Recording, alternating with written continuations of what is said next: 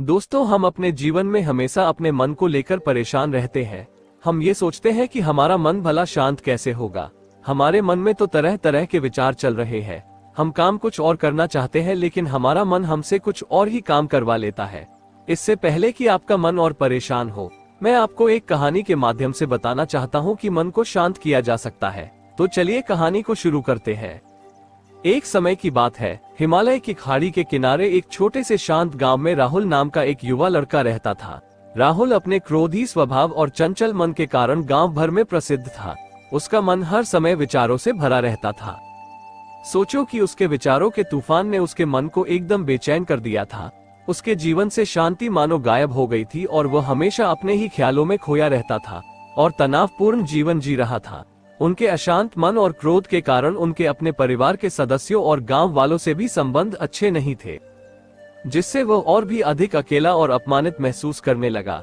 वो और भी अधिक मानसिक तनाव की स्थिति में चला जाता है। एक समय की बात है, राहुल अपने गांव की गलियों में घूम रहा था। तभी उनकी मुलाकात एक बौद्ध भिक्षु से हुई जो एक पेड़ की छाया के नीचे ध्यान में बैठे थे। बौद्ध भिक्षु के चेहरे से निर्मल शांति की आभा झलक रही थी। इस असीम शांति में राहुल बौद्ध भिक्षु की ओर आकर्षित हुआ। जब राहुल बौद्ध भिक्षु के करीब आया तो उसे अपने आसपास एक सकारात्मक ऊर्जा का एहसास हुआ। राहुल को एहसास हुआ कि इस असीम शांति और सकारात्मक ऊर्जा का स्रोत कहीं न कहीं इस बौद्ध भिक्षु के भीतर ही है। इसलिए वह वहीं बैठकर उसकी आंखें खुलने का इंतजार करने लगा। थोड़ी देर बाद जब बौद्ध भिक्षु की आंख खुली तो उसने एक युवा लड़के को अपने सामने बैठा पाया, जो बहुत तनावग्रस्त और नकारात्मक भावनाओं से भरा हुआ लग रहा था। राहुल ने बौद्ध भिक्षु की ओर उदार भाव से देखा और बहुत विनम्रता से कहा, मालिक, मेरा मन बहुत अशांत है और मेरे मन के विचार मुझे खाए जा रहे हैं। मुझे एक पल के लिए भी शांति महसूस नहीं होती। क्या आप मुझे सिखा सकते हैं कि मैं अपने अशांत मन को कैसे शांत करूं? बौद्ध भिक्षु ने राहुल की पीड़ा को समझते हुए करुण दृष्टि से देखा और कहा, मेरे प्यारे बच्चे, मैं तुम्हें एक कहानी सुनाना चाहता हूँ। इस कहानी में मानसिक शांति और खुशी के रहस्य छिपे हैं। क्या आप कहानी सुनना चाहेंगे? राहुल ने हाँ में सिर हिलाया और पूरी एकाग्रता से कहानी सुनने को तैयार हो गया। उनके अंदर जिज्ञासा चरम पर थी। वो कहानी सुनने को बेताब था। बहुत समय पहले की बात है, एक नगर में शक्ति नाम का एक आदमी रहता था। शक्ति बेहद महत्वाकांक्षी व्यक्ति थे और उन्हें हर काम में लोगों से मदद की जरूरत पड़ती थी। यदि उसे किसी से असफलता और बुराई सुनने को मिलती थी तो वह गहरी चिंता और तनाव में चला जाता था।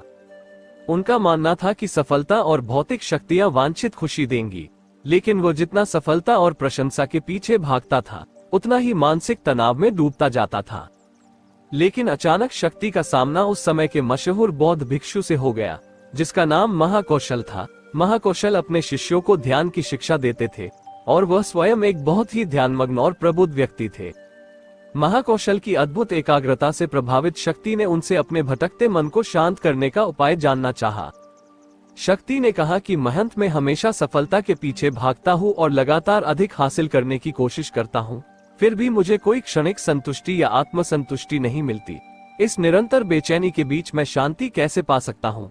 बौद्ध भिक्षु ने करुण दृष्टि से उसकी ओर देखा और उत्तर दिया, आपका मन एक अशांत नदी की तरह है जो हमेशा बहती रहती है।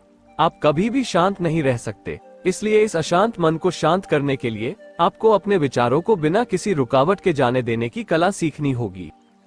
शक्ति को आश्चर्य हुआ और उसने पूछा कि मैं अपने विचारों को कैसे जाने दूं?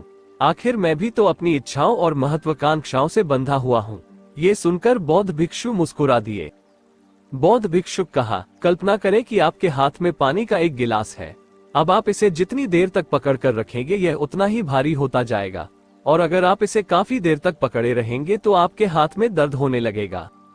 लेकिन अगर आप उस पकड़ को ढीला कर दें और छोड़ दें तो आपका बोझ खत्म हो जाएगा। राहुल ने पूरी कहानी और उसका संदेश ध्यानपूर्वक सुना। वो समझ गया कि अपने विचारों और इच्छाओं से चिपके रहने से उसका बोझ बढ़ जाता है और अंदर ही अंदर अशांति पैदा कर देता है। अब राहुल को कहानी का अंत सुनने की उत्सुकता से प्रतीक्षा थी। कहकर बौद्ध भिक्षु ने कहानी जारी रखी। एक बौद्ध भिक्षु की बात मानकर शक्ति ने विचारों को त्यागने का अभ्यास शुरू कर दिया। वो बिना किसी पूर्व निर्णय के अपने विचारों और भावनाओं को आते और जाते देखता था। अब उसने विचारों को पकड़ना बंद कर दिया था। विचार उठते थे और अपने आप चले जाते थे। धीरे धीरे उसे यह एहसास होने लगा कि उसकी इच्छा और भावना ही सभी दुखों का कारण है। जैसे जैसे शक्ति ध्यान में गहरे उतरते गए, उन्होंने पाया कि वर्तमान में जीना ही आंतरिक शांति का एकमात्र स्रोत है। वो खुद को वर्तमान में स्थापित करके अपने मन की निरंतर बकवास से छुटकारा पा सकता था। धीरे धीरे शक्ति का मन एक शांत झील की तरह हो गया जो बाहरी दुनिया को अपने अंदर प्रतिबिंबित करती है। उन्होंने जीवन की सादगी में संतोष को अधिक महत्व दिया और भौतिक संपत्ति के प्रति अपना लगाव छोड़ दिया। जैसे ही शक्ति में ऐसे बदलाव की खबर लोगों के बीच फैली, दूर दूर से लोग मार्गदर्शन लेने आने लगे। लोगों को विचारों को मुक्त करने की कला सिखाना और उन्हें अपने भीतर शांति खोजने के लिए मार्गदर्शन करना, वो लोगों के बीच शांति और ज्ञान का प्रतीक बन गया।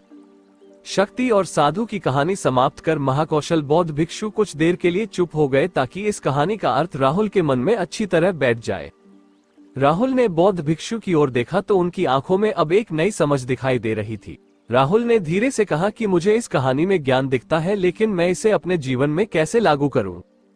मैं अपने अशांत मन को कैसे शांत कर सकता हूं? राहुल के इस सवाल पर बौद्ध भिक्षु गर्मजोशी से मुस्कुराते हैं और फिर कहा कि अशांत मन को शांत करने का अभ्यास आत्म जागरूकता से शुरू होता है। अपने भीतर उठने वाले विचारों का निरीक्षण करने के लिए प्रतिदिन कुछ समय निकालें। उन भावनाओं पर ध्यान दें जो आपके मन में आती हैं और देखें कि वे कैसे आती हैं और आकाश में गुजरते बादलों की तरह चले जाए। राहुल ने आंखें बंद कर ली और बौद्ध भिक्षु के कहे अनुसार अपने विचारों का अवलोकन करने लगे। जैसे ही उसने अपने भीतर उठने वाले विचारों पर ध्यान देना शुरू किया, उसे इसका एहसास हुआ।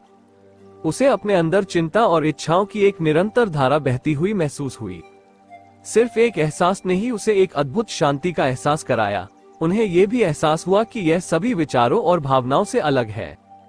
बौद्ध भिक्षु ने आगे कहा कि जैसे शक्ति ने खुद को सभी मोह माया से अलग कर लिया था, वैसे ही अपने मन को अशांतकारी विचारों और भावनाओं से मुक्त करने का अभ्यास विकसित करो।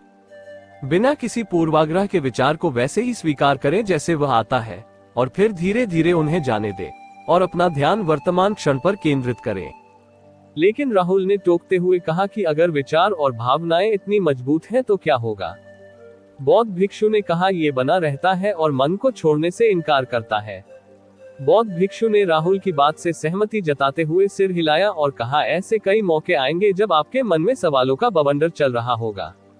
जब आपका दिमाग आपकी बात ही नहीं सुनेगा तो ऐसे में आपको अपनी सांसों की ताकत पर विश्वास करना होगा। एक बार फिर भिक्षु ने राहुल से कहा, अपनी आंखें बंद करो और अपनी सांसों पर ध्यान केंद्रित करने के लिए अपने पेट को ऊपर उठता हुआ और मत्ता हुआ महसूस करें। बौद्ध भिक्षु ने बताया कि जब भी आपका मन अशांत हो तो तुरंत अपनी सांसों पर लौट आए। सांस की वाद्य गति आपको तुरंत वर्तमान के चरणों में वापस खींच लेगी और आपको शांति का अनुभव कराएंगी। एक बौद्ध भिक्षु के निर्देशानुसार आने और जाने वाली सांसों पर ध्यान केंद्रित करने का प्रयास किए। इस छोटे से व्यायाम से उन्हें मानसिक शांति का अनुभव हुआ। उसे याद आया कि उसकी सांसें हमेशा उसके साथ थी, जो उसे वर्तमान क्षण की याद दिलाती थी, आराम और शांति लाती है। राहुल के इस विकास को देखकर बौद्ध भिक्षु मंद मंद मुस्कुराए और बोले, मेरे प्रिय, बेचैन मन को शांत करना एक ऐसा अभ्यास है जिसमें बहुत प्रयास और दृढ़ इच्छा शक्ति की आवश्यकता होती है। क्योंकि लगातार व्यायाम से मांसपेशियां मजबूत होती है, उसी तरह नियमित अभ्यास से मन भी शांत होता है। स्वीकृति में सिर हिलाते हुए इस बौद्ध भिक्षु को धन्यवाद देते हुए उन्होंने वादा किया कि आज से वो अपने अशांत मन को शांत कर सकेंगे और अपनी गैर शक्तियों को मुक्त कर सकेंगे। बौद्ध भिक्षु ने राहुल के कंधे पर हाथ रखकर कहा, मुझे आपकी क्षमता पर बहुत भरोसा है और आपको जल्द ही आंतरिक शांति मिलेगी। लेकिन याद रखें कि यह आसान नहीं होगा, लेकिन अगर आप दृढ़ इच्छा शक्ति और खुले दिल से प्रयास करेंगे तो आप निश्चित रूप से वो शांति पालेंगे जो आपके अंदर है। उस दिन से राहुल अपने अशांत मन को शांत करने का प्रयास करने लगा और हर दिन ध्यान करने के लिए एक अलग समय निर्धारित किया। उसने अपने मन में उठने वाले विचारों को बिना किसी रोक टोक के जाने दिया और अपनी सांसों के जरिए खुद को वर्तमान में बनाए रखने की कोशिश की। समय के साथ अभ्यास करते हुए राहुल को अपने अंदर शांति का अनुभव हुआ। जैसे जैसे समय बीतता गया, राहुल को ज्ञान और शांति का स्रोत कहा जाने लगा। जैसे जैसे समय बीतता गया, भरत को ज्ञान और शांति का स्रोत कहा जाने लगा। ग्रामीण अपने अशांत मन को शांत करने के लिए राहुल के पास आने लगे। बौद्ध भिक्षुओं के शिक्षक दूसरों की मदद करते समय आत्म जागरूकता की शक्ति साझा करते हैं। बौद्ध भिक्षु आंतरिक शांति पाने की शिक्षा देते हैं। इसके साथ ही उन्होंने अपनी सांसों पर ध्यान देने और अपने विचारों को मुक्त करने की कला भी सिखाई। ऐसे निवासियों का विकास हुआ और उन्हें मन की अमूल्य शांति मिली। बौद्ध भिक्षु की शिक्षाओं और राहुल द्वारा संचालित अभ्यास के माध्यम से विचारों को त्यागने और वर्तमान में जीने की कला दूर दूर तक फैल गई। उन्होंने कई लोगों की जिंदगी बदल दी और जैसे जैसे समय बीतता गया, उनकी जिंदगी और भी बदलती गई। राहुल का शांत प्रभाव उसके गांव की सीमाओं से परे तक फैला हुआ था। आसपास के गांवों और शहरों से लोग राहुल के परिवर्तन की कहानी सुनते थे, उनसे सलाह लेने आते हैं। मन के बोझ तले दबे लोगों के लिए राहुल आशा की किरण बन गया। राहुल की शिक्षाएं केवल ध्यान और प्रवचन तक ही सीमित नहीं थी, बल्कि वो रोजमर्रा के काम जागरूकता के साथ करने पर ज्यादा जोर देते थे। वो लोगों को अपनी भावनाओं के प्रति जागरूक रहने की याद दिलाते थे। तो दोस्तों, हमें इस कहानी से यह सीख मिलती है कि इस बात पर ध्यान दें कि आप दिन भर में क्या करते हैं और अपने आसपास होने वाली घटनाओं पर आप कैसे प्रतिक्रिया करते हैं। हर काम पूरी जागरूकता के साथ करें। जब आप खाएं तो प्रत्येक टुकड़े के स्वाद का आनंद लें। जब आप सूरज की रोशनी के सामने खड़े होते हैं तो उसकी गर्मी महसूस करें। लोग क्या कहते हैं, उसे ध्यान से सुने और समझें। छोटे छोटे बदलावों से लोगों के जीवन में चमत्कारिक परिवर्तन आते हैं। राहुल की शिक्षाओं से लोगों ने सीखा कि जीवन का आनंद वर्तमान में जीने में है। दोस्तों, ये कहानी का अंत है। मुझे आशा है कि आपने इस मोटिवेशनल स्टोरी से बहुत कुछ सीखा होगा। तो दोस्तों, आपको यह वीडियो कैसी लगी कृपया कमेंट करके जरूर बताएं। वीडियो को लाइक करें, चैनल पर नए हैं तो चैनल को सब्सक्राइब करें और इस वीडियो को अपने घनिष्ठ मित्रों के साथ जरूर शेयर करें जिनका मन शांत नहीं रहता है किसी कारण बस। आपका कीमती समय देने के लिए बहुत बहुत धन्यवाद। मिलते हैं अगले वीडियो में, तब तक के लिए जय श्री राम।